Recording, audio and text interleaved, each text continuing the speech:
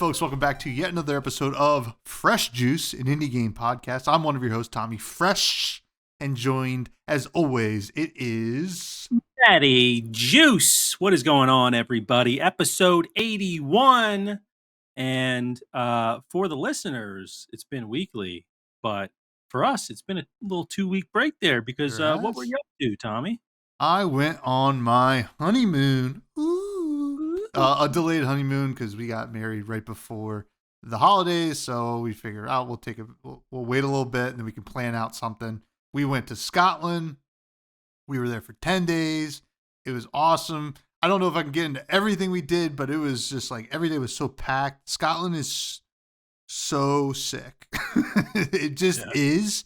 And I went there. I got to go there maybe like 12 years ago with my buddy Ryan Hurley, but we were like poor college kids. So, we weren't really doing it up. We were kind of like just trying to get as much as we can afford. And we were only in Scotland because we did Ireland, Scotland, England. And we were only in Scotland for like 2 days. And as we were leaving on the train from Scotland to London, me and my buddy looked at each other like, that was definitely not enough time there. We need to go back. He's been back since. Now I've been back with my lovely wife, and we had a great time. I mean, we had so much good food, great seafood up there. Obviously, Scotland's known for that. Haggis. I like haggis. I don't know about any of you out there, but I'm into it. Don't look up what's in it. Yeah, what is haggis? Because so in our Discord, which everyone should join, by the way, a lot of food pics in there. You guys were living it up. Mm-hmm. But you did mention haggis. You sent it. It looks like some sort of fried ball or something. Like what? That was a haggis bonbon. So so it was a fried ball. It can be served in a lot of different ways. Like I had it as like a spread on like a pulled pork sandwich, right? It's like a hunter's kind of like thing. I don't know, whatever. It's got like sheep lung. And it's like basically they use a lot of different parts of like I think the sheep and with a lot of spices and some other stuff. Honestly, when you think about unappetizing, but when you taste it, it's actually pretty good, right? Yeah. Like there's a reason they keep eating it for hundreds of years, right? So that was good. A lot of smoked fish in the morning. I was never like a smoked salmon guy for breakfast, but like it was like kind of on the menu at all of the B&Bs we were at. So I was like, oh, I'll try it out. And it was pretty good. It was actually awesome. So a lot of fish. First weekend we were there, we were in Edinburgh, and we saw castles. We went to a comedy show. I mentioned Mike Rice a couple weeks ago. I forget when I recommended it, but we saw Mike Rice do a comedy show. He like murdered, it was a work in progress show. He did like an hour and 20 and just like the whole room barrel laughing like the whole time. It was awesome.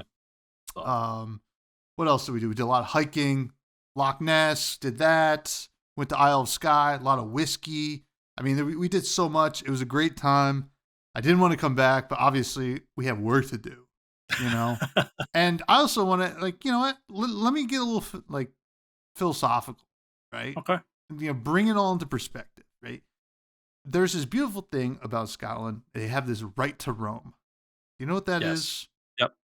It is the coolest thing. Basically, it says if you are respectful, you can go walk wherever, right? Doesn't matter if it's somebody's property. I mean, like, be respectful. Don't get into somebody's yard, but if they have like huge like acres of land, you can hike there, walk there, as long as you're respectful. So you're going through the Highlands in Scotland. It's just these sprawling mountains. Not like mountains you see over here in the States as much. There's no real trees on them, so you kind of see everything, which is awesome. And I was looking at these mountains, and the cool thing is like, oh, I can just go walk up that mountain. That's so cool. And I was like trying to like get introspective with it. And I was like, you know what? There are two different kinds of people. Actually 3, but we're not going to count the third. The third kind of person sees a mountain, doesn't care about it, right? These people exist. That's fine. There's one person that looks at the mountain. They say, that's a beautiful mountain. I love seeing that mountain. And then there's the people that see the mountain, they're like, that's a beautiful mountain. I love seeing it, but I want to climb it. And I've decided I'm the kind of person who wants to climb mountains figuratively and physically. Like, I like doing it physically, but also like podcasting. Let's climb the mountain. Let's do it. You know? We got the right to roam We here. got the right to roam? Yeah. All right. So is this where you're announcing your expedition to climb Mount Everest? Is this are you forming a group? No, like theoretically, I'm climbing the Mount Everest of podcasts. Yeah. In ways that I cannot explain, but just believe me, okay. But it was a good time. Glad to be back. Ready to talk some games. What have you been up to? Yeah, been up to good amount. Also, just want to say, like, the right to roam is awesome. There's a guy I've watched on YouTube. I might have even wrecked him early in the podcast, but he started a series. I think it might have been like during the pandemic, where he basically just tries to walk across the country in a straight line. And it's just like, it sounds boring, but like he's got great commentary, and it's just fun to, like, while you're eating, you just throw it on, and it's interesting. But yeah, he's in I think he like was in Wales. Was this the Source to See guy? Like, no, his name is Geo Wizard. Oh, okay. Now he does like a lot of the that stuff where he can like figure out where you are, GeoGuessr stuff. But I guess he started with just trying to walk in a straight line. But yeah, that's where I kind of like really realized what the right to roam is. I'm like, that's awesome. Yeah. So definitely cool. Totally get you on the mountains, because that's what we do here. We climb those juicy mountains. And yeah, as far as what I've been up to, let's see. Well, the wife is away at a bachelorette party, even though she's pregnant. She's in Arizona right now, so this week has been a lot of gaming, and it's been great. I've been playing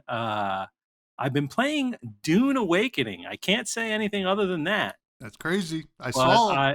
I have a early access to a beta version of it, and I'm prepping some content. The embargo lifts on the 25th, so soon, and yeah, should have some videos there. And other than that, I mean, just kind of going to dinner. I'm thinking of like the last 2 weeks, nothing too crazy, really. I'm looking at my calendar here. Yeah, nothing too crazy, really. Just hanging out with family. Just been chilling. Honestly, just been trying to, I can do whatever I want right now these 4 days. So I'm just doing whatever I want. Not that I can't really do that, when my wife's around, but it just, I want to spend time with her too. But can't spend time with her. She's not here. Right, Tom? That's so true. That's so true. So you're doing whatever you want? I'm doing whatever I want. You're doing whatever you want? Dune Awakening, whatever you want? Oh, man. We like to have fun. It's perfect because, one of the stories we'll cover is about a game called RuneScape. So I'm Dune and ruining it right now, Runin. But also, I will say, on the topic of Dune, because I knew I'd be doing this playtest, I had never seen the movies before. Oh. So Maria and I, we watched both of them, one on Saturday, one on Sunday before she left, and awesome, just freaking awesome. I actually thought that it was just a 2-part thing. So when the second part ended with like not answering all the questions, I was just like, what the, like, that's how it ends? And then I was like, oh no, there's a Dune Messiah that's coming out. Which is cool. But yes, it now when I'm playing the game, I'm almost like more invested in it, but I'll talk about that more. But very cool movie. Excited about the Dune universe now. Never really was excited about it. The Duneverse? I won't read the books, all right, because I know they're long. Yeah. And although the first one is, and that's what the first 2 movies are. That's all covered in the first book. So like it took 2 movies. And they probably could have done. I mean, like they could have done more. Those could have been longer movies. It's not like The Hobbit where they made 3 movies out of something that could have been maybe 1.5. But I digress. Yeah, it's great movies. But anyway, so that's what I haven't been up to too much other than playing games and watching TV and stuff, just kind of chilling. Obviously, playing some indies. I did get a Steam Deck too, so Oh, boom, yes. Honestly, I mean, I've been thinking about it for a while, but like, hearing about like you playing it, I was like, you know what? And now I can kind of write it off a little bit. I was mm-hmm. like, you know what? I'm gonna do it before maybe like it gets more expensive with everything going on with the Switch too. We'll talk about that and tariffs and all that. So I'm like, you know what? Let me just pull the trigger, and it's been great.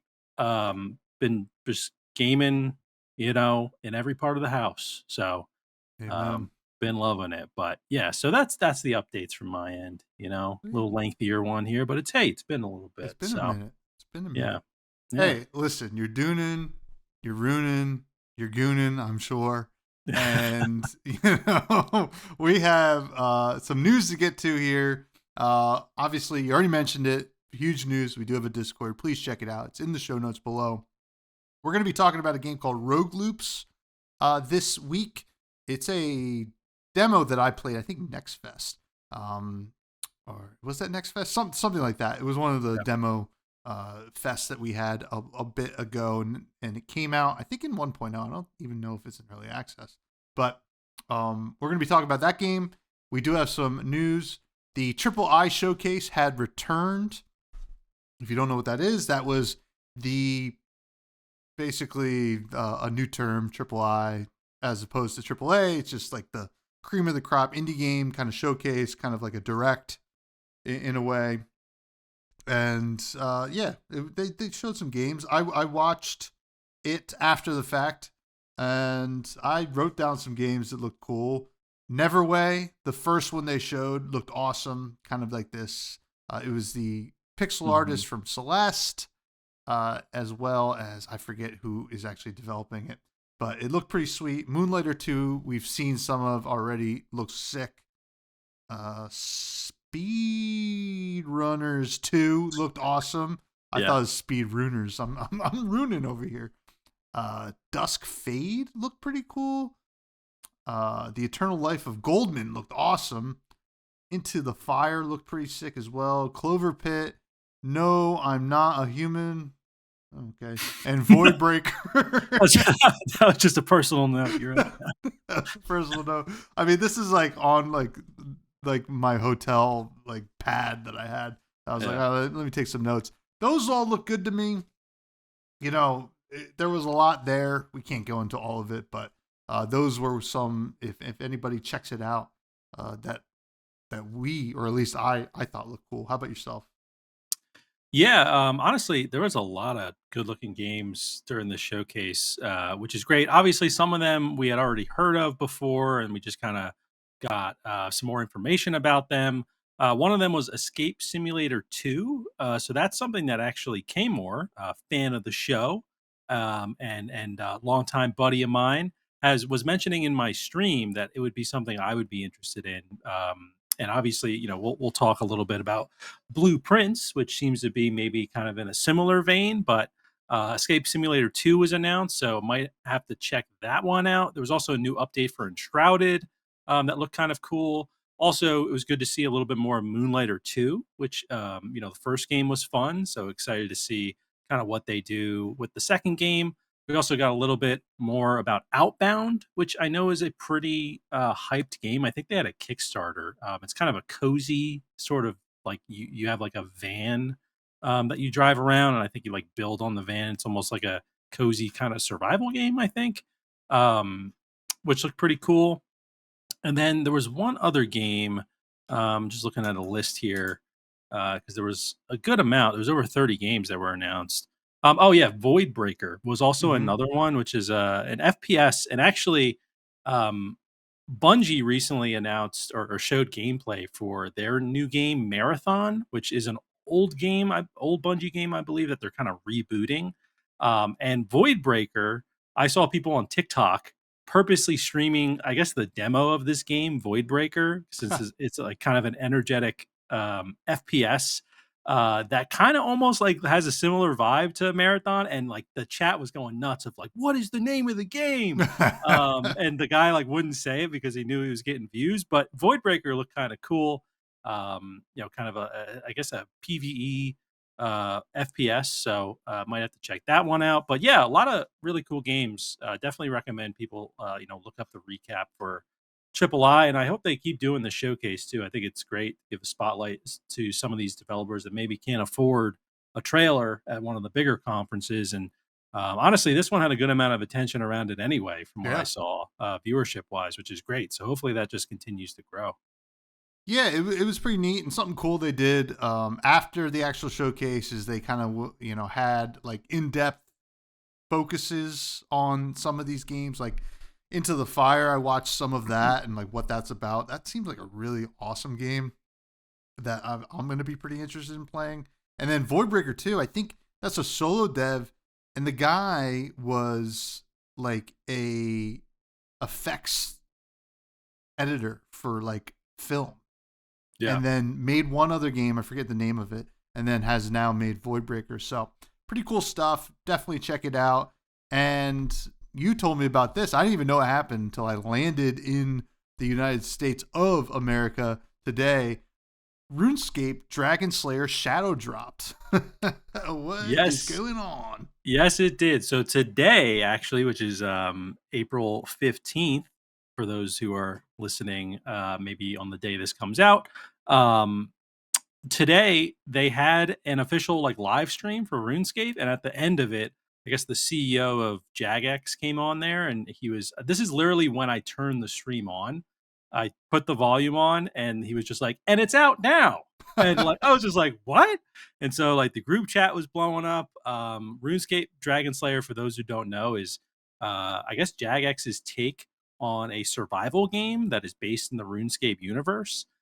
Very kind of similar like Valheim in a way, but I don't believe it's procedural and not really like voxel based. I think like Valheim is. So I played a few hours of it today, and I'm really loving it. I think they're doing a lot of good things. There's definitely some quality of life updates I'd like to see them make, but it did release in early access, so they got a roadmap for it. There are no planned microtransactions as far as I know, which is awesome as well. There might end up being some paid DLC, but excuse me, geez, it's $30 on Steam, and yeah, I've been having a lot of fun. I know nothing about RuneScape too. I'm playing with people that know RuneScape, so they're telling me all these things. But I'm just someone that likes survival games, and this one has been a lot of fun so far. But still in that honeymoon period Oh, for the game. But what do you think about this? As someone who has experience with RuneScape, do you think this is something you might try out? maybe at some point. I don't know about right now. It's just I'm not the biggest survival game dude over here, but Yeah. it does. I would be lying if I said it doesn't like pique my interest a little bit, because I loved RuneScape. So it is something that I'll probably at some point, maybe once it hit 1.0 or something like that, I will be playing. But it looks cool. I'm glad you guys are playing it and having a good time. But um, we have one other note here in the news. Switch 2, right? This is already like 2 weeks old news because of how like the timing went with us recording. Um, Basically, I mean, we might as well mention it. The big thing is, right, came out $450, right? 500 in the bundle with Mario Kart. Makes sense, $50 extra for the bundle. The Mario Kart game, Mario Kart World, does look sick, by the way. $80 is a lot for a game. Any game, I would Digital. say. Yeah. A digital. And now we don't know how much any of this is going to be with all the tariffs that are going on in our lovely country here. It's just great, you know. I love it. I Yeah. hate it It's actually. great. It was funny over in Scotland. I overheard people like feeling sorry for us. And I was like, yeah, poor me, Yeah. And I came over to them. I was like, I'm American. So sorry for me. But I'm just gonna say I expected the price point on the console itself around that. Wasn't Mhm. too surprised there. The price tag on the game is a little wild. But I was buying Yeah. the bundle anyway, so it was like $50 for me. It's great. Makes sense. Not really sure what's going on there. I mean, it could. I like. Listen, Mario Kart and these games are games that I get a lot of hours out of. Right. Like if we're gonna like look at a game, how much hours of entertainment am I gonna get out of a game? Something like Smash, something like Mario Kart, something like even Mario Party. I'm getting hours and hours and hours and hours of fun entertainment, right? And I know that there is a like kind of a weird thing on the internet where people are like, well, the graphics suck and it's not open world. Or, well, actually, this one kind of is. It's not like an open world RPG and the graphics suck. There's no way this could be worth that much. You could be right, but I don't think it makes it. I think it's probably worth as much as the things that you think would be worth $80 are.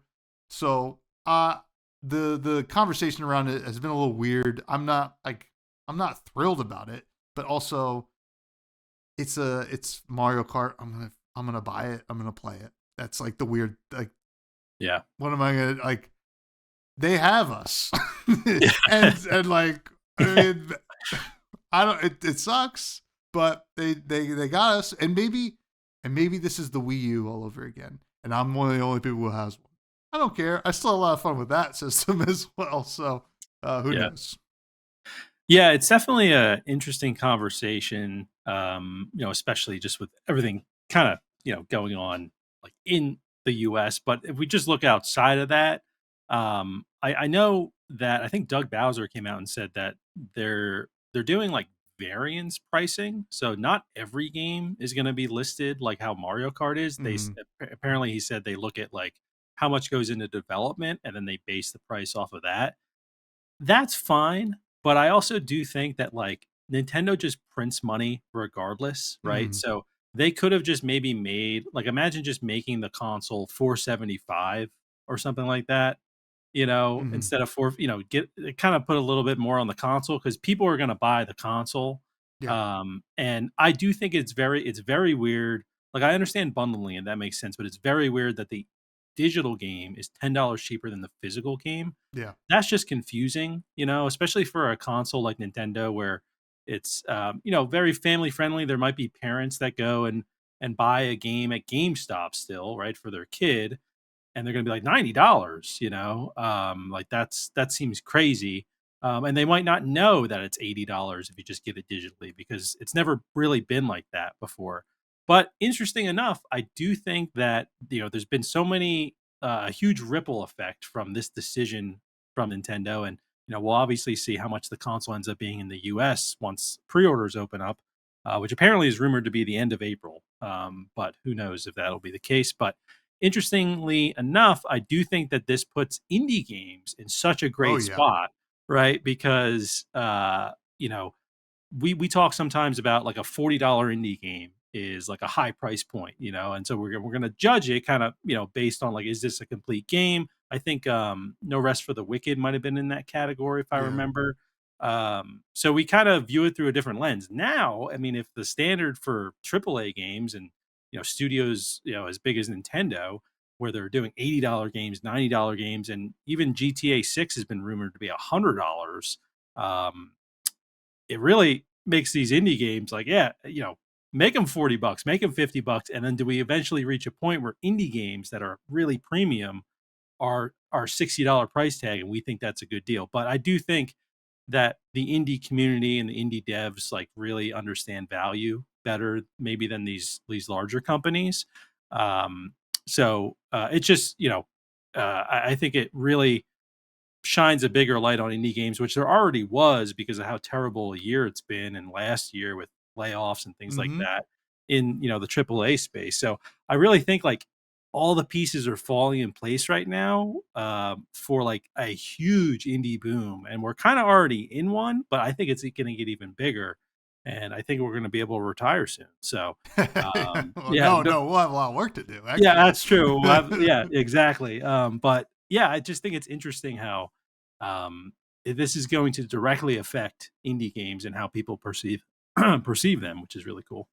Yeah, I mean, you can't look at any TikTok or YouTube video of people talking about the Switch 2 and the pricing and what it's going to do to the AAA like market and yada Yep. yada yada without looking at the comments and seeing somebody saying this is the best time to play indie games, right? Yep. It keeps on coming up, right? We saw Balatro get a game of the year nod. There's another game that we're probably going to talk about at some point that probably will get a game of the year nod as well, based on its Metacritic score so far.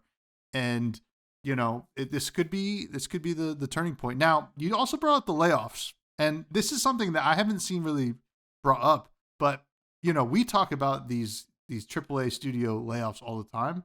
We don't hear any. I mean, to my knowledge, I mean, to my memory anyway, we don't really talk about any Nintendo developers laying off people, right? Yeah. And it's an I think, $80 game, $90 game. Maybe, I mean, maybe that's what they have to do. I don't know. and I don't, that's a good point because I think like during the pandemic, Nintendo actually gave everyone a raise, Mm-hmm. which was like a big news story. So you have to think if like when they did that, they already knew that the Switch 2 is going to be more premium and they'd be able to make up that money kind of later on. I don't want to get too into it there, but it's Or they definitely gave them the raises and it's like, well, now we have to like continue to be able to pay these no, people without laying exactly. them off. Yeah. Yeah, yeah, Yeah, they're like, "Oh, we'll give you the raise," but like secretly they like Mario Kart's going to be $90 so yeah, that yeah. you can get that raise.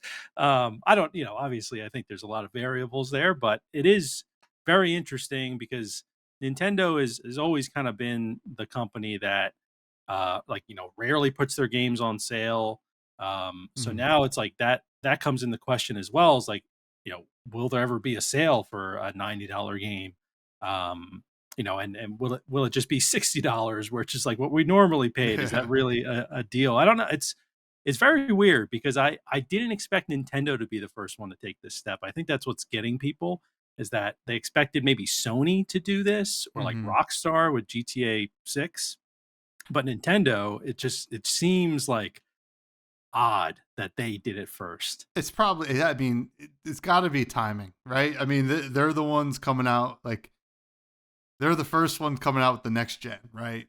Like, Hmm. I guess, or maybe they're the last coming out with I don't know how the gens are working anymore, to be Yeah. honest, but like, they have the most recent gen announcement. So, like, maybe that's just bad timing for them, but whatever. We'll see how it pans out. Most Yeah. likely going to be having a Switch 2 on my end, and whatever. I'm going to get my money's worth. I know it. I mean, that's the nice thing about Nintendo is like, you're getting a good quality product.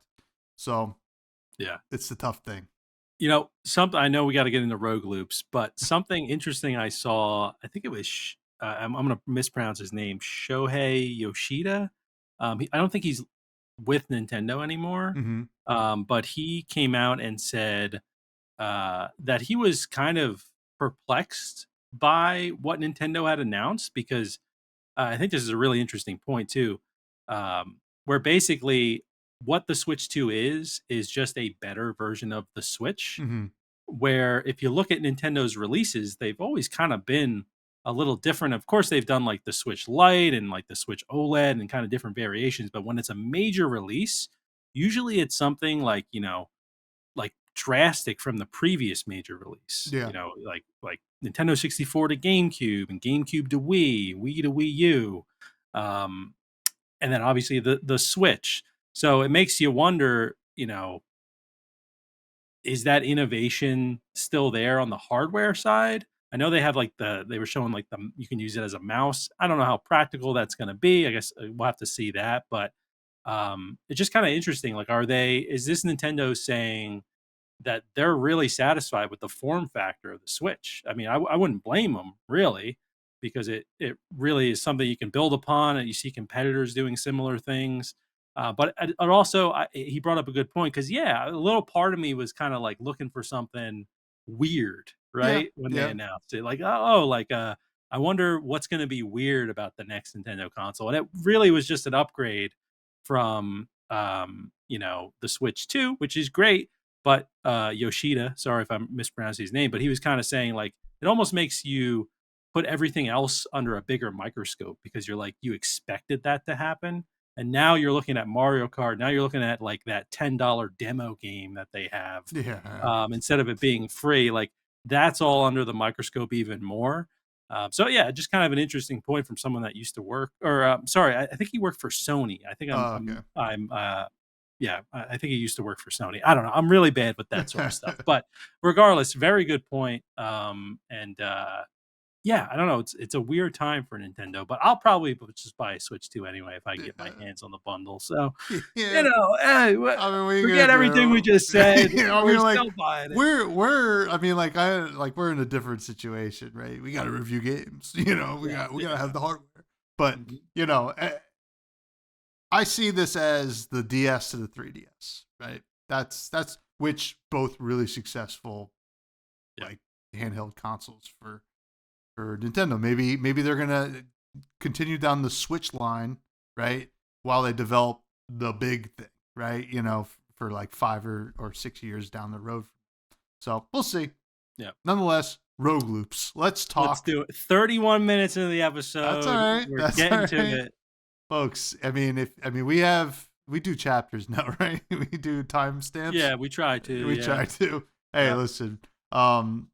Welcome. If you skipped all that, welcome to the review. Rogue Loops is a roguelike action game where a trapped family battles to escape an endless loop. Combine unique skills and relics to create powerful synergies against the loop's guardians. As you grow stronger, so does the loop. Can you break free from this relentless cycle? It is developed and published by Fubu Games. It's on Steam right now, and it's $15, $14.99. Now, I guess I'll start. Yeah, go for it. I'll start. Let's get into the gameplay. So, what you have here is basically you just hop right into the base area, right? The hub that you get in these roguelikes, right? Where, you'll have your shops and your meta progression stuff, yada, yada, yada. And you will start as, oh man, I'm already forgetting the boy's name. There's a family of 4. Yeah. Son, daughter, father, and mother. You start with only the ability to play as the son, and you hop right in, and you get a little quick tutorial on how to do the stuff. There's a dash, there's regular quick attack, and then you have buttons for these skills. Mm-hmm. Yeah, it's the skills, not the relics. The skills, you have, if you're using a controller, RB, LB, you can assign either one to that. You kind of find them throughout the game as like buffs, and we'll explain that in a second. And then you also have a B move, which is like a special, right? It could be like a shield, or it can do something else depending on the character. There's other different kinds of specials that you can unlock as well. So you hop in, and you're going to say, whoa, this really reminds me of like a Hades, right? You hop in and you got to fight like a small horde of enemies, and then you can go to the next room. But hey, you go to the next room, it's just on the other side of the wall. And you fight another small horde of enemies, and you beat that. And then you go back to the other room. You're like, oh, so you're in this loop. And there's some story elements there as to why you're in this loop as well, but we'll get to that. But the real hook here, or the difference, is when you enter one half of the loop. So when you start, you will get presented 2 options with 2 things that you get with the option: a positive and a negative. The positive effect will, if you choose one of them, you're going to have to choose one of them. When you choose one of them, the positive effect will affect your character for the whole run. At least, the whole room. Yeah. So you're going to go to the room, and then it'll affect your character, I'm pretty sure, until the next level. I'm actually kind of forgetting if some of the stuff carries over. Doesn't matter.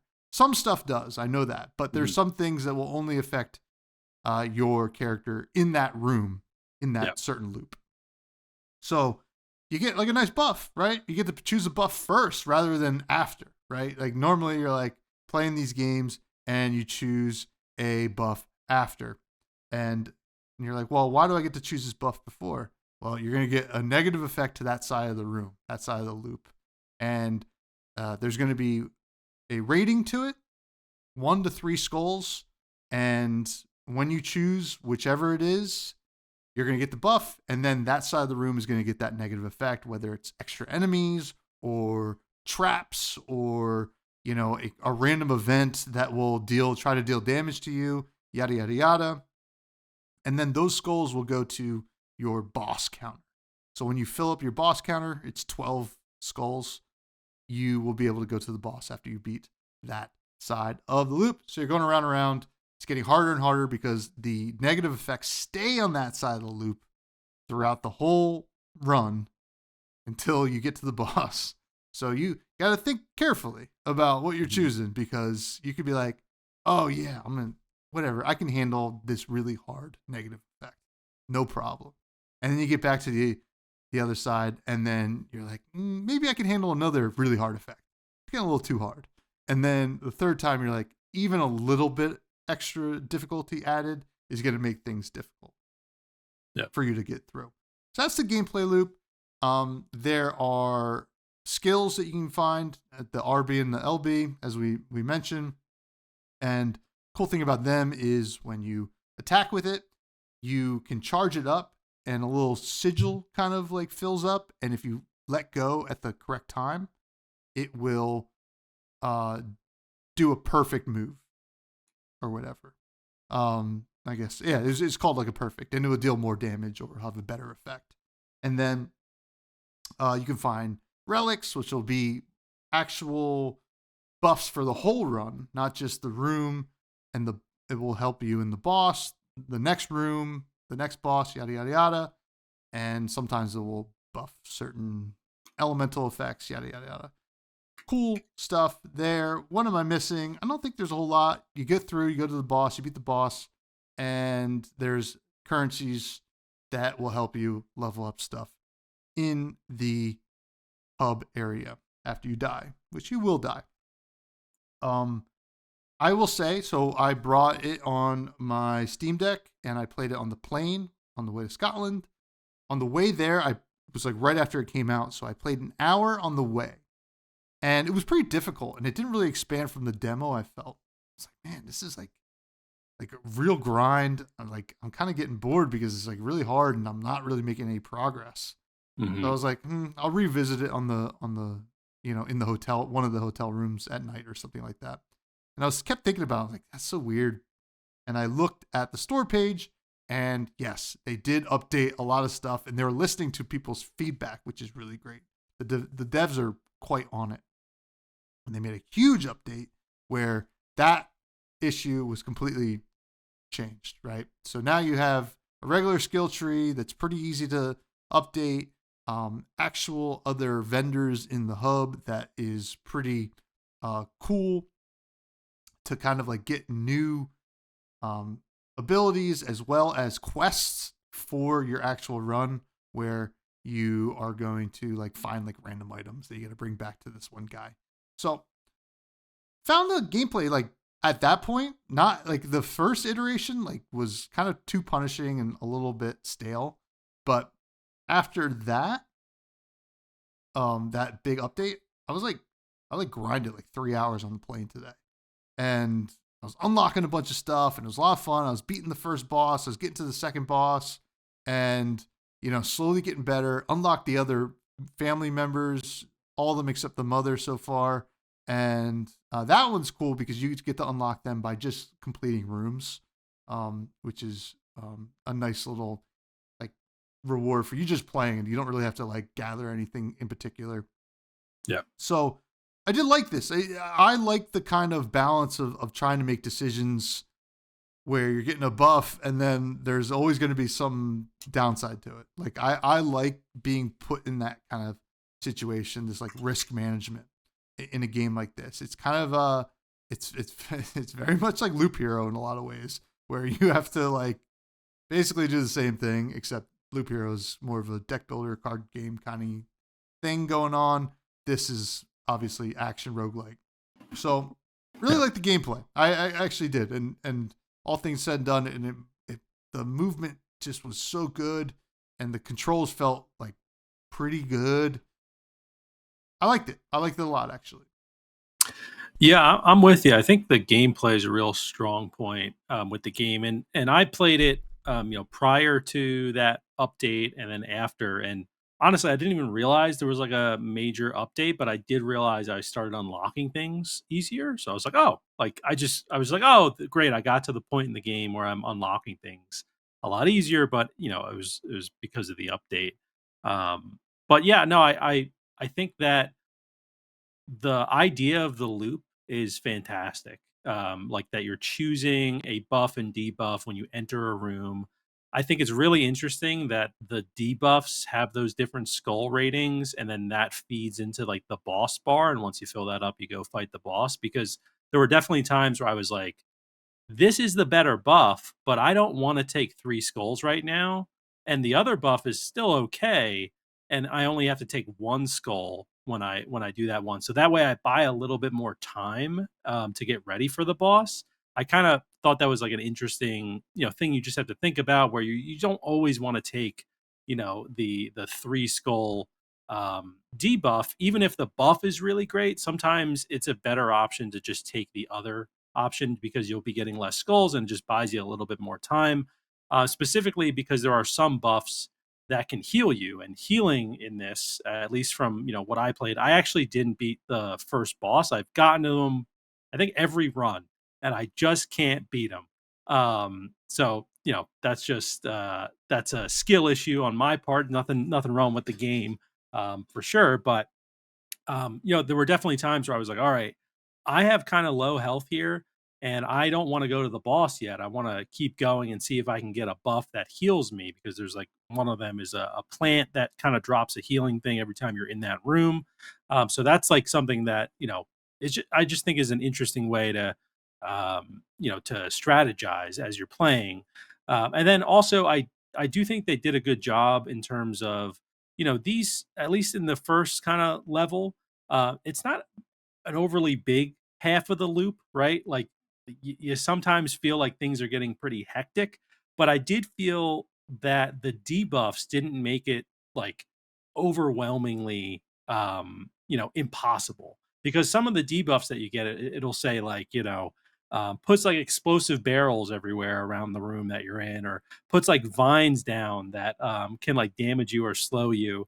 And so when I originally first saw that, I was like, "Oh my god, like I don't have a lot of room over here to begin with. Like I don't want either of these." But then you kind of realize that, those like barrels, for example, are placed around, but it's not like an overwhelmingly amount of barrels, and they're also like decently easy to avoid, I would say, in general, unless things are getting a little too hectic and maybe you miss that you're close to a barrel, something like that. So I think they did a good job like balancing the debuffs with the amount of space that you actually have. And I do like that some of the buffs, maybe all of the buffs, is kind of hard to tell, but I definitely know the wolf one works in both rooms, which is a Yeah. really good one. That one, I believe, like, what is it? It makes the enemies that it attacks take more damage. So it kind of Yeah, like, it marks them so yeah, that when you yeah, hit them, it'll take more. Yeah, all the buffs yeah, work for the whole loop yeah. until Okay. the boss.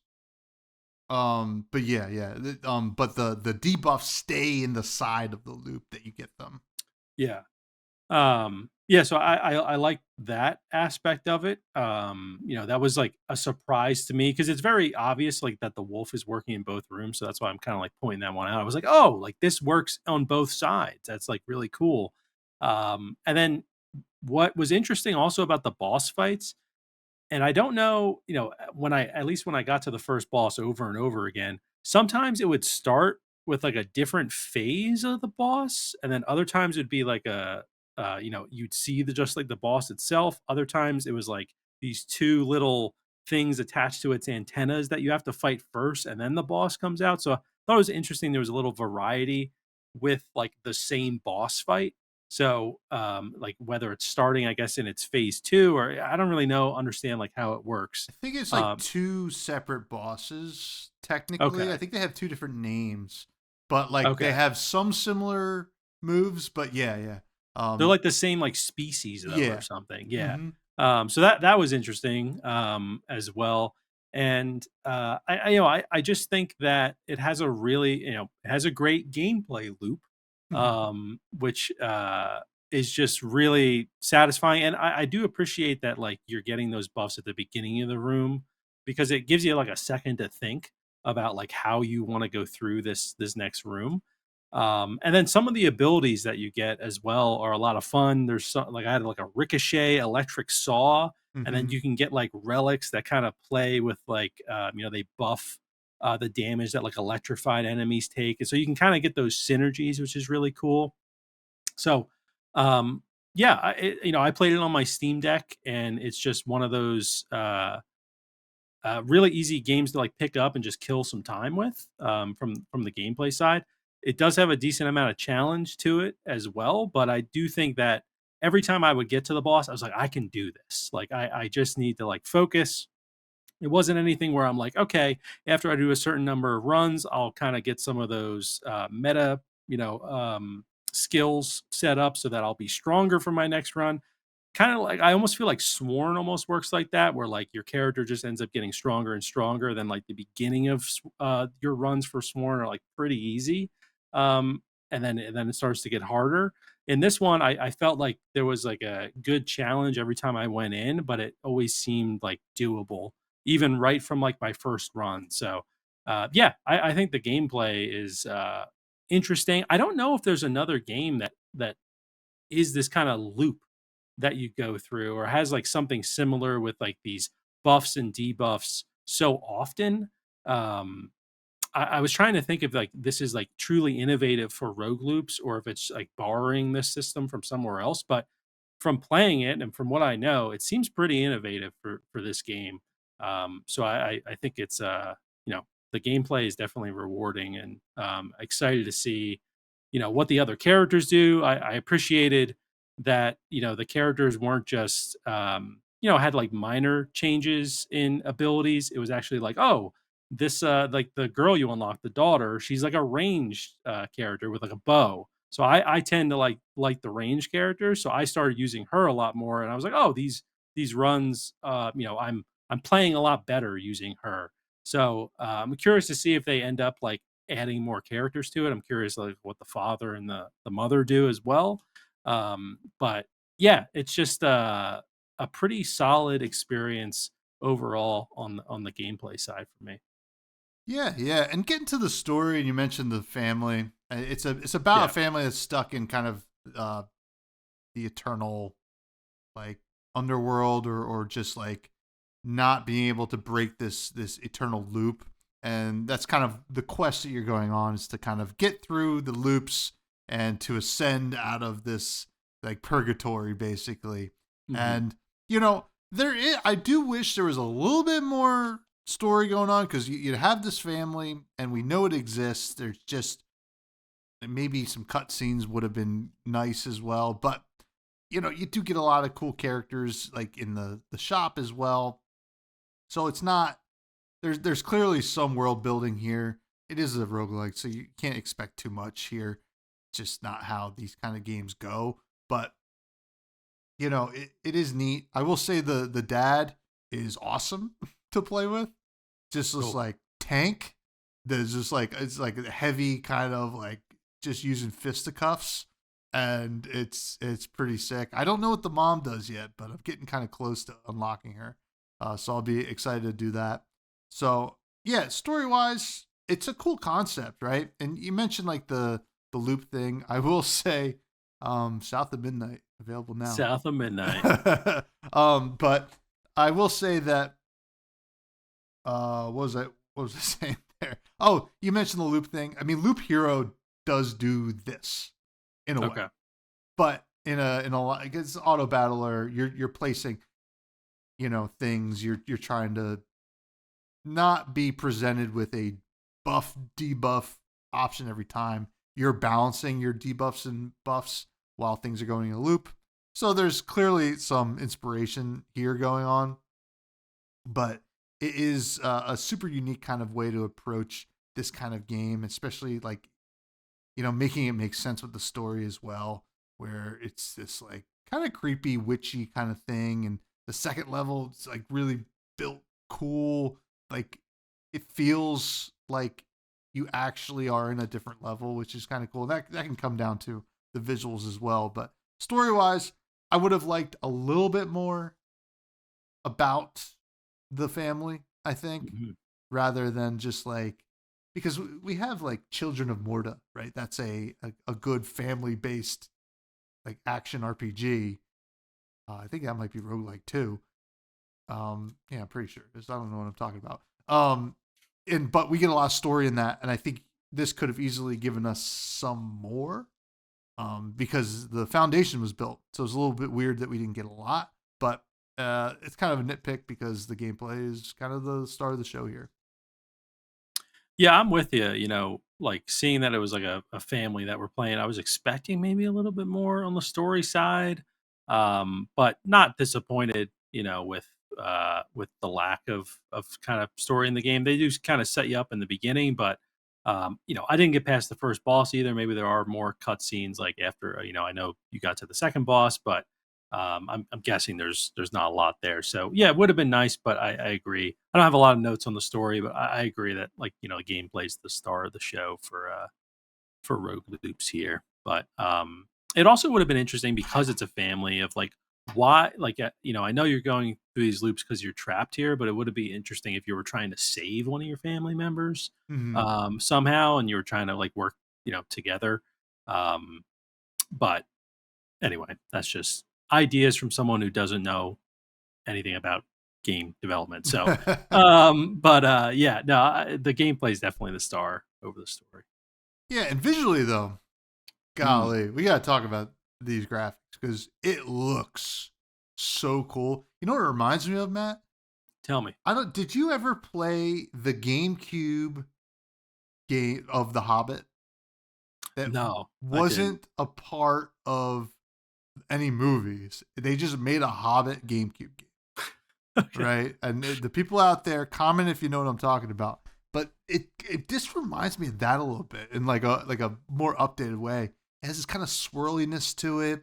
Mm, It's dark, but like still very fantastical. I really like the character design. The enemy design is really cool. You get these like, especially in the first level, it's this swamp area, right? And there's variations in the rooms every time you play. It's not procedurally generated, but there's like definitely different subsets of the room that you're going to kind of experience, and you kind of get like this really cool like environments to play through as well with like even if you're watching right now like purple tree just randomly it's just like just cool stuff. And then the second level is this kind of like fiery inferno level that's really neat as well. I don't know, it's just there's a lot of like cool not cartoony but like I don't know I'm trying to really pinpoint what it's like. I mean, it truly is just really to me like that Hobbit game, mhm. to my memory anyway. And also the transition when you go to a different room is so cool. Where this like Oh yeah. staticky hand reaches out at you. It's so cool. But really love the visuals here. This is another star of the show for this game because it does look good. It really does, and it has this like kind of illustrated look to it. Not yeah, that's it's not cartoony, but it's illustrated, right? Hmm. It's like you found an Instagram account that makes like fantasy, dark fantasy artwork. And this really kind of nails that vibe and I really like it. I'm with you. I think the squiggly stuff is really cool. There's kind of like these squiggles that kind of like follow your character around. And I actually got a lot of like No Rest for the Wicked Yeah. vibes out of it, because it kind of has that like dark fantasy feel. And I think they also do a great job with uh, uh, like the danger zones basically because there can be a lot going on at times, but they make it very clear because the world is so dark. Like you can even kind of see in this boss fight that's happening right now, like when an enemy is intending to attack or when something is intending to blow up, it's pretty vibrant and it makes it so that you're like, you feel like you can get away. It doesn't feel like you're like, where are these attacks coming from? They do a good job with those sort of AOE kind of attacks, or whatever you want to kind of call it, like the intentions of the enemy. They put big red circles on the ground. They put like big red straight lines, so you know that they're about to attack in that direction. Um, so I think they do. It kind of also reminds me, like 33 Immortals like does a good job at that as well, where you can see like the intention of the enemy. But I think in this game it really works because you have, like I said, like a tight space that you're in. But they do a good job kind of with the contrast of the dark environment that you're in, and then like the enemy attacks that are happening. So I really appreciated that. I also agree. I had a note about that hand that comes up too. Mhm. It kind of, it's like suffocating, kind of, in a way, because it happens so quickly. Also, I think the UI is pretty good. It's simple, not overly complicated. Especially like when you're choosing between the two different, the two different whatever, the buffs and the debuffs. The only thing is, like, maybe I would like make those like bigger. Like, why not just take up a little bit more like screen real estate, and maybe even give like a little like GIF preview of like what that buff would look like, or Mm. what that debuff, like something like that could be cool, because you're frozen in time there anyway. You might as well use a little bit more of that screen real estate, but that's not really like a big issue, because then it allows you to kind of experiment and be like, oh, what does this do? Before actually seeing it. So, it's a little bit of both sides there, but yeah, really love the art in the game. I was showing Maria when I was like playing. I was like, look how cool this looks with all these like squiggly lines. Like, this is just a really awesome looking game. And yeah, you mentioned the enemy design. I think it's fantastic. And as soon as you see an enemy, you're like, I know what type of attacks this thing is going to do, and it almost helps you like prioritize which enemies you need to kill first. Like for me, there's like those little tree stump guys that shoot like the big green laser out. I hate those guys. I want to kill them first, because they always end up getting me when I'm trying to focus on other enemies. So, um, yeah, it's easy to kind of figure that out because of how great the art style is. But great job with the art for sure. Amen, amen. And then music wise, it's good stuff. It's nothing that I'm gonna be like that is Rogue Loops, but it's just like Mhm. classic, like medieval fantasy kind of like, but like with some kind of rock undertones where you kind of get like that kind of like action RPG, like, oh, things are getting a little intense, like kind of guitar, but then you get like the harp in the background Oh too, yeah. kind of getting playing the harpsichord or something like that. So like, nice blend. It knows exactly what this game is, and sound wise, I mean, I didn't get to listen to a lot of it, but I was listening to some of it before we recorded just to make sure because I was on the plane.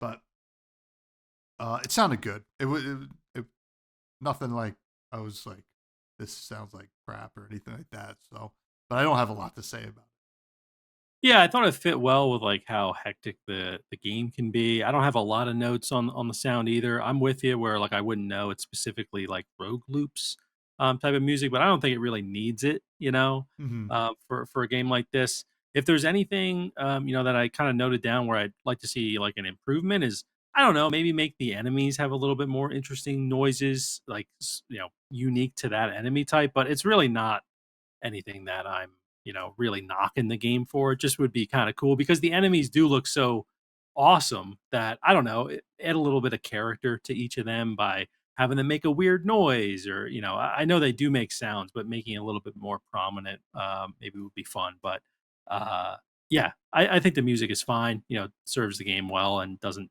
take away from it, which is the most important part, I feel like, in this category. As long as the music's not bad, then the music's good, right? So, um, yeah, that's where I am with the sound. Amen to that. And then finally, performance. We both played on the Steam Deck. I ran into no issues except one time it did crash, but it didn't crash. I just didn't have any battery left. So that was on me. But yeah, I didn't have any issues. Did you? No, yeah, no issues for me. It actually, I don't even think it's technically Steam Deck verified Mm-hmm. yet. But yeah, it ran perfectly for me, and I only played on the Steam Deck, so ran great. So I imagine it'll run perfectly fine on your PC too. Amen. Amen. And finally, our final rating of the game. This is our rating system. Our best games are Certified Fresh Juice. These are our Balatros of the world, Preserve, Norp Apolog, Steels, Crypt Custodian, Cub, Billionaire on sale. Things that perhaps are good, but could use some work, but still worth taking a shot. Wizard with a Gun, Hellskate. Then Manager Special. These are games that are get on a really deep discount or free to play, or you're really into, like, we didn't really enjoy it, but maybe if you're into a certain genre, you will. And then Spoiled Milk is for games that we don't think anyone should play. Matty, Juice, what is your rating for Rogue Loops? So I am giving this a high steal. I was going to say on steal. It doesn't make any sense. Mm-hmm. I'm giving this a high steal. And honestly, I don't really have a great reason for why it's not a certified fresh juice, other than I just didn't feel like it was a certified fresh juice when I was playing it. I know that sounds weird, but I was just like, I really do like this game, but for whatever reason, maybe it's the uh, the types of buffs and debuffs that you get, where like I was maybe looking for some more excitement out of some of them, and not South of Midnight like we're looking at right now, which keeps popping up, which apparently is also a great game. I have not played it yet, but I'm giving this a high steal. I think if it were to be a certified fresh juice, maybe with a future like major update, I could see it getting there. But it is a really great game. I had a lot of fun playing it, especially like on the Steam Deck. For whatever reason, like there's just something holding me back from making this a certified fresh juice. Um, yeah, I think it has to do with like maybe obviously I haven't gotten past the first boss yet, so maybe after I get past the first boss, I can bump it up to a certified. But I'm just giving this a high steal for right now. But it definitely has the potential to be a certified fresh for me, but just not right now. Not right now. Tom, what are you thinking? Yeah, so for this game, I went through the whole range of emotions. Not really the whole range, but a range of emotions in terms of how I felt about it. Really initially loved the concept, right? As I mentioned in the gameplay, it's just like so cool to have to make those decisions. And the concept is so sick. And, I really loved it. And then the kind of grind was brutal in the initial build, but it was really nice to see that the devs are kind of really paying attention, right? And being really quick with it. This has like been out for, at this point, 2 weeks, maybe not even. And they've already made a huge updates to the quality of life of this game. And it's $15. This is like, and I know exactly what you're saying. There is probably something missing. I think the story probably, honestly, because like everything else is really there. I think a little bit more of just, or a little bit less of just hopping into the hub and starting your runs, and maybe more like we know the reason they're doing it, right? Going through these loops. Give us more of the reason, I think, is probably it. So I started at like, with the initial build at like a generous low steal, and then I kind of ended at kind of around that high steal. But I'm gonna give this game the benefit of the doubt, because I know I'm gonna play a lot more of it, especially once I started getting the hang of it. And I was like, oh, okay, I get it. This is gonna be sick as I unlock more stuff. For $15, and you're looking for a really not bite size, but like a nice, tightly packaged, like action RPG roguelite experience, I think this is kind of the perfect game, right? Like where you really just want to be challenged and like kind of go through these runs. I think this could be it, right? So I'm gonna give it a low certified fresh juice. I think there can be more to be improved upon, and I think they probably will do it. They've already, I mean, I think even today they put out a hot fix, right, on some more stuff.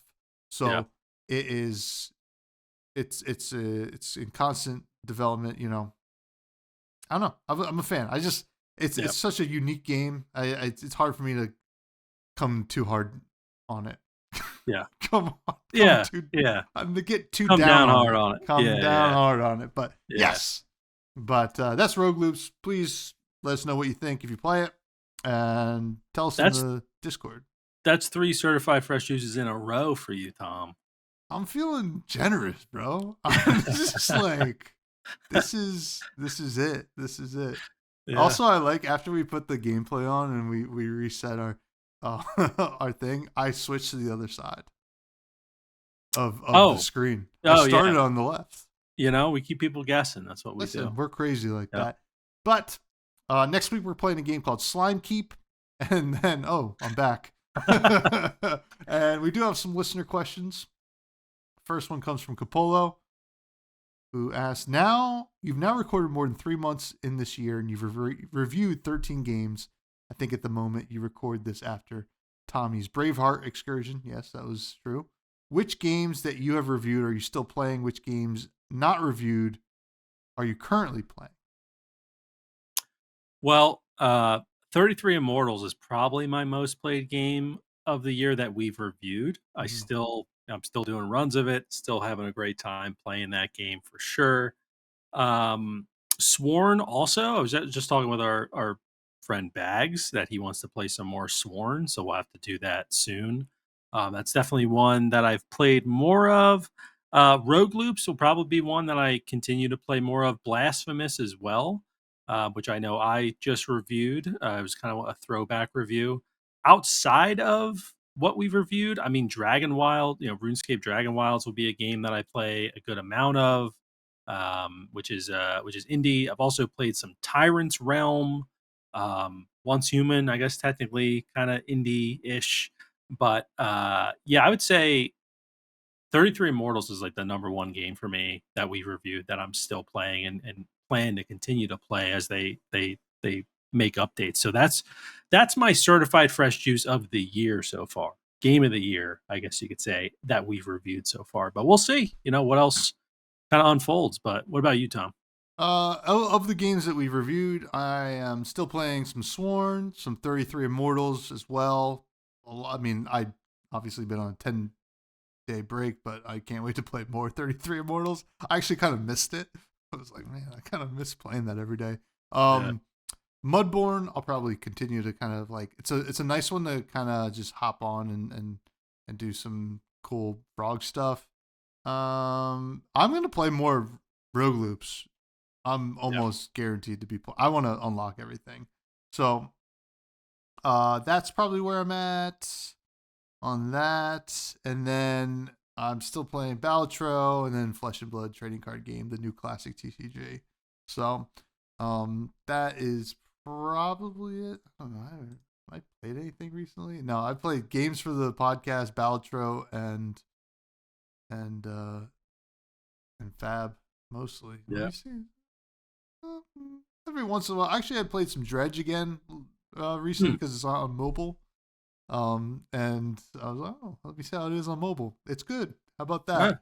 And I just got, yeah, the Kickstarter is crazy because you'll buy something on Kickstarter and 3 years later you get something delivered randomly. You're like, what the hell is this? And you're like, oh yeah. I got a board game today that's basically Dredge the board game. It's called Deep Regrets. I can't wait to play it. So cool. Next question comes from K-More, who asks or says, AAA games are constantly getting more expensive. Yes, they are. We covered that. But indie games seem to be $40 at the highest. Do you think people will eventually stop buying AAA games because of the price? What do you think? No. Yeah. I think we also kind of covered that too, is that people have this like brand loyalty to specific IPs and just companies in general. I mean, it is unfortunate, but it's also there's people like I think there will be less people maybe that buy into like the new Mario Kart specifically. Like I'm just talking about Mario Kart in general. Specifically, like maybe like parents will be like, no, you're not getting the new Mario Kart. Like, we'll wait till it goes on sale because it's $80 or $90. But for people like us, like I'm still gonna buy it.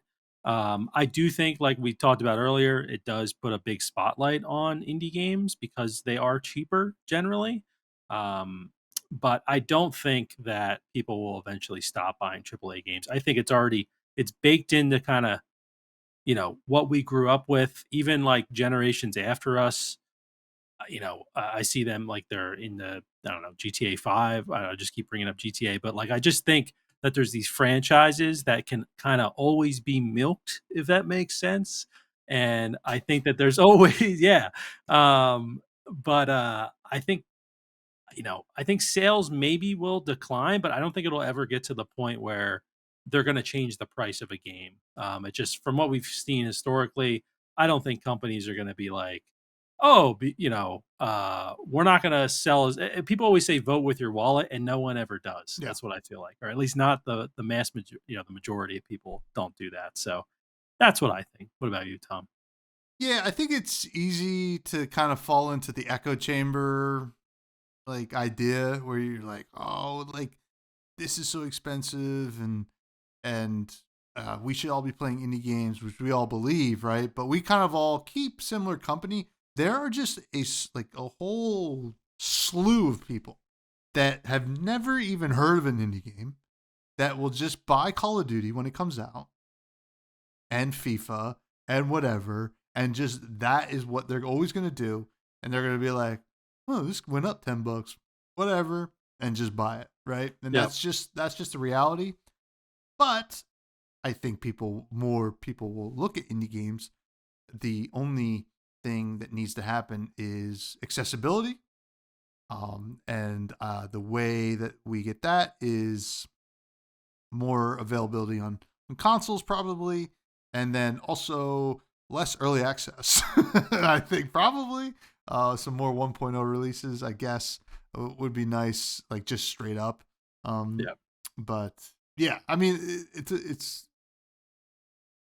a positive sign for indie games for sure. But Yeah. I do think also that there's probably people when you say indie game, they think you're talking about Indiana Jones, or something like that. Like they yeah, don't even recognize the term. And then which has a new game that's with apparently really good. yeah, the Great Circle or something like that. Yeah. Yeah, I heard it was good. Would have loved it to be third person though. I just feel like that's better, but it's fine, Mhm. whatever. But I do think that maybe we reach a point, and it kind of does happen now, but maybe we reach a point where those people that don't know about indie games play an indie game without realizing it's an indie game, right? Mhm. Like it just feels AAA, like they hear their friends maybe talking about it. And maybe we get to a point where, I mean, you can even think of a game like Rocket League, which is technically indie, but I don't think a lot of people think of it like that. Mhm.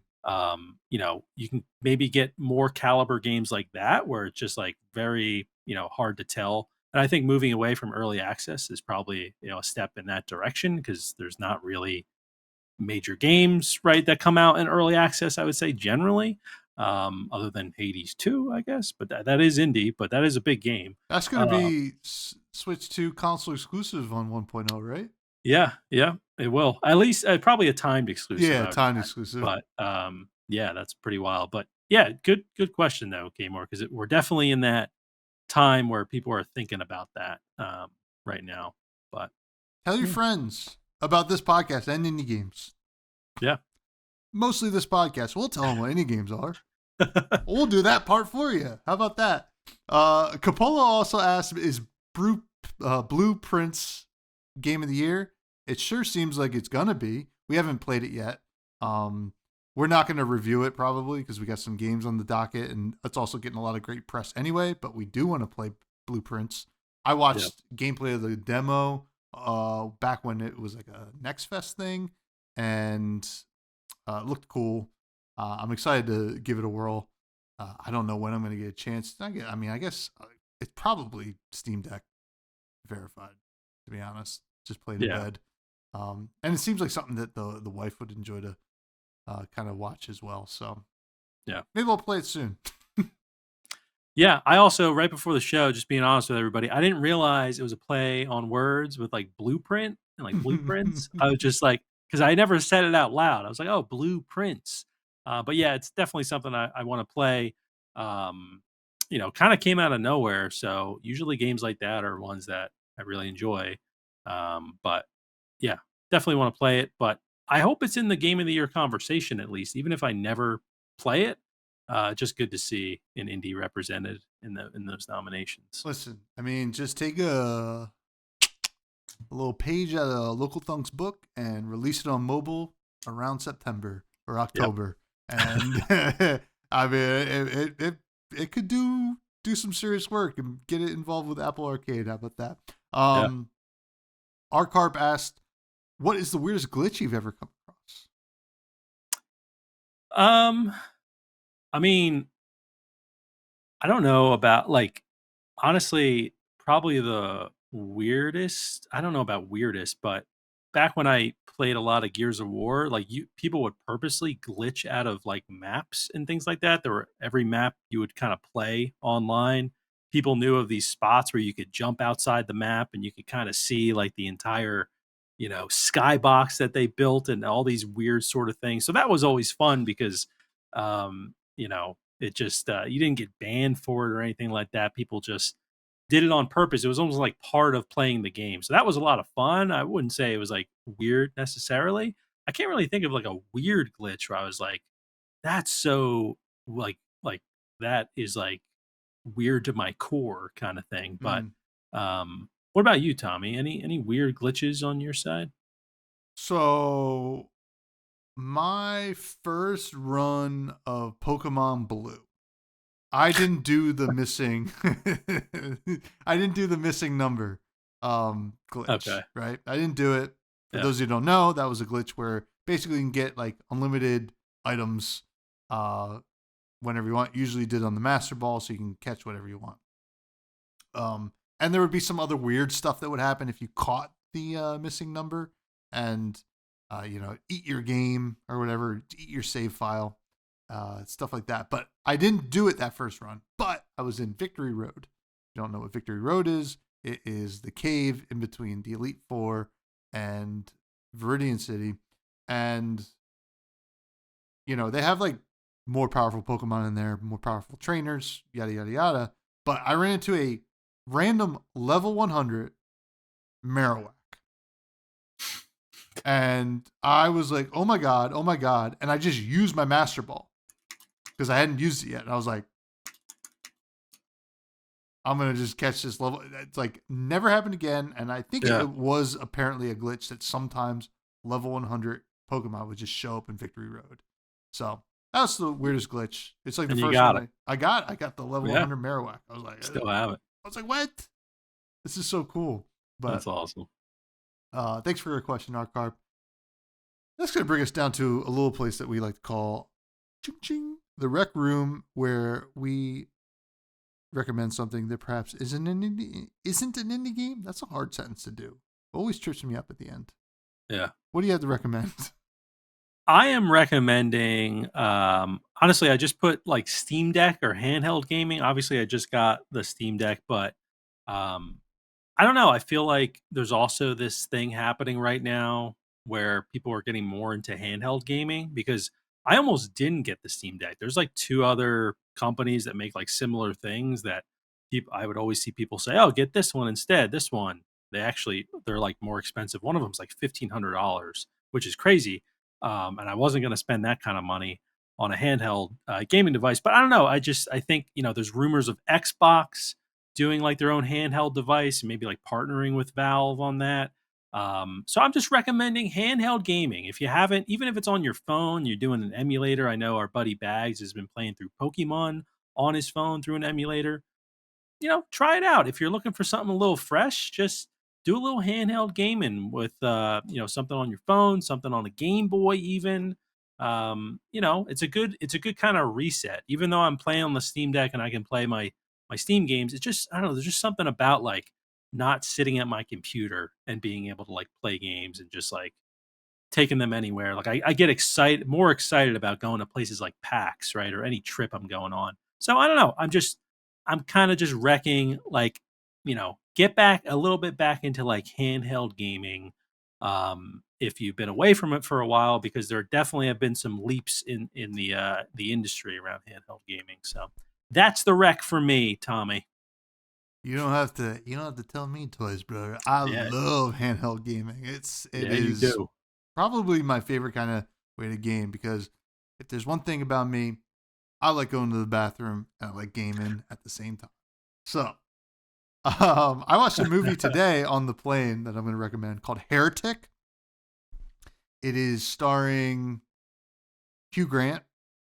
Topher Grace shows up just for like one scene, and then like these two actresses that I don't know the name of. I probably should have figured it out, but it basically these two girls are missionaries for the Church of Mormon or Church of Latter-day Saints or whatever, and they're going around. They're trying to convert people as missionaries do, and then they show up at Hugh Grant's house, and some crazy stuff ensues. And I don't want to give away anything, but it just was like really tense. Hugh Grant does a great job, and like really was kind of like, it's kind of like a thriller, but like also like kind of gets your mind going too. It's like, this is all kind of really interesting. It was a nice little watch on the plane. Also watched Alien Romulus on the way there, which was actually pretty good as well. If anybody likes the Alien series, that was a pretty good insert into that series. So. Nice. Yeah, I've heard good things about Heretic, but never watched it. So add it to the list. Yeah, add it to the list. Add it to the list. Well, that's going to do it, folks. Rogue Loops. Good game. Seems like it. Yeah. Is it? I don't know. Yeah. I'll tell you what else is good. Finding me on socials at Fresh Buds Pod. I have another podcast called Fresh and Buds. Oh, holy smokes. It is about a game called Flesh and Blood, the new classic TCG out of Auckland, New Zealand. I think it's out of Auckland. It's out of New Zealand. Doesn't matter. Anyway, find me on socials at that. You can find us on all socials at Fresh Juice Pod. Where can people find you, Matt? Find me at Matty Gorm, Gorm, on all the socials. I'll be posting more on YouTube and streaming on Twitch, so check me out over there. Amen, folks. Juice, juice, juice, juice.